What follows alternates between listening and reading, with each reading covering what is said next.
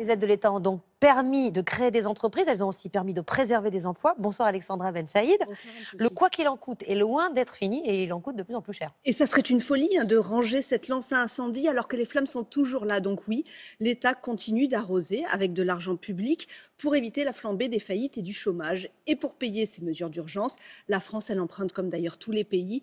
Nous nous approchons de 120% de dette. C'est 20 points de plus qu'il y a seulement un an. Et attention, nous dit Pierre Moscovici, qui est aujourd'hui à la tête de la Cour des comptes, nous nous préparons à rester au-dessus de ce seuil de 100% pendant au moins 10 ans. Faut-il s'en inquiéter ?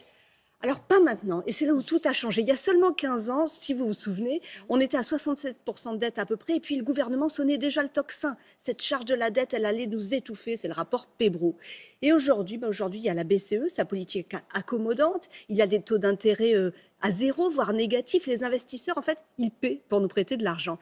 Et donc s'alarmer, s'accrocher aux 60% de Maastricht à ne pas dépasser, là tout de suite, ça n'aurait pas de sens.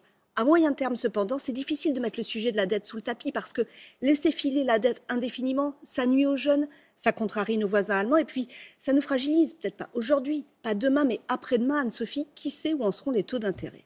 Merci Alexandra.